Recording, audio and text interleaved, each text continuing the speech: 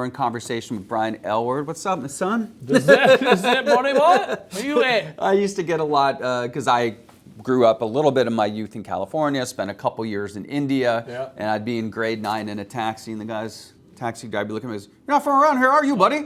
Are you from Toronto?" Yeah, you get that. Yes, so you're a traveler. Do you know any languages?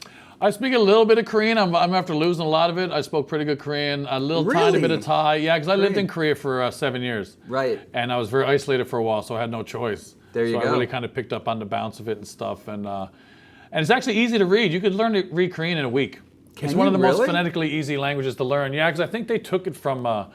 like even African tribes take it from them because it's phonetically very easy to read. Amazing. Yeah. Well, I was watching some of your YouTube videos kind of to get your vibe in preparation for this conversation, and the poop rocket story is amazing. I don't think we can get into it here, but that's an amazing Korean story that just popped to mind. But it is cool to learn languages and pick it up as you go to different places. Yeah, I love it. I learned to love it later in life. Like when I was younger, I couldn't even stay in French class, and now looking back on it, like, I love linguistics now. It's just, once you travel, it just gets in your bones. Yeah, I mean, there was an app called Duolingo, and is kind of my wife and daughter challenged me to learn a little Spanish, and it's amazing to learn another language. Yeah. What's the future look like for you? What does the future look like? That's a big question, Jesse. I mean, I know you're going to travel. You're going to take a special, your podcast. Yeah, I mean, we want to keep. Yeah, I mean, the podcast is definitely coming. I mean, I want to get my special done.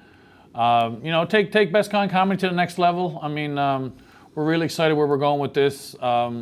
We think we have the best comedy fans in the country, man. They're just the best. They're like our friends at this point, right? It's like 5 years in, and that's it, man. 6 months home, 6 months away. I kind of don't plan too far ahead. I know what I'm doing next year, and that's good enough. Why are Newfoundlanders so funny? We are a great humorous province. Man, very funny. The funniest. I mean, I've been all over the place. Funny. I mean, I don't know. I think obviously there's been people talk about it before. Probably the hard times we come from, and you need a bit of humor to keep you going. But hilarious people, just the funniest. It's so rare to find someone that doesn't take themselves too seriously. I find in today's world. And that is one of the best parts about here is no one minds having a laugh at their own expense. And it's such a liberating, good feeling. Well, that's what kind of happens to us a lot on the road. I think what happens is like kind of these closeted comedians kind of come up to us because they might always wanted to do it, right? But just where you live, you just had no access to it, and they'll come up and you end up seeing like they gravitate towards it because they're the funny people.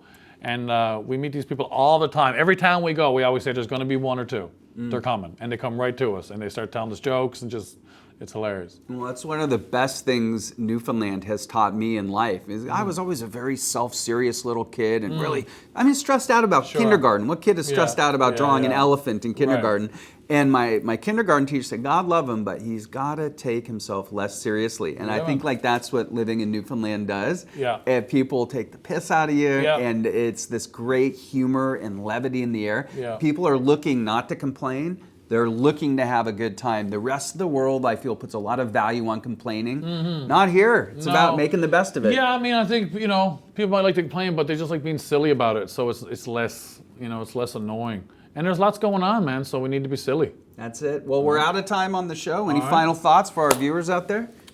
No, man, that's it. Thanks for watching, everyone. Thanks for watching. MERP, is it? MERP. MERP, Meetings with Remarkable People. I let slip my secret acronym to everyone. It's a lot to type every time. Meetings with Remarkable People. Check me out online at Brian Aylward Comedy. All my socials are at Brian Aylward Comedy. Check out, follow along. I'm going to have a great year next year going through Europe and Africa, so that'll be fun to watch. Well, thank you so much for taking the time with us, man. You're like a rocket ship just taking off into the comedy stratosphere. Here we go. And thank you, dear viewer, for watching. That was your rocket ship. That was your rocket imitation. It turned into drinking like a beer at the end. Well, thank you, dear viewer, for watching. You know what? Life can be serious. It can be hard. So remember to take a few moments to watch something funny, to laugh, to go on a walk in nature, breathe some fresh air, because you know what? You matter. You are important, and you are loved. Thank you for watching, and we'll see you next week.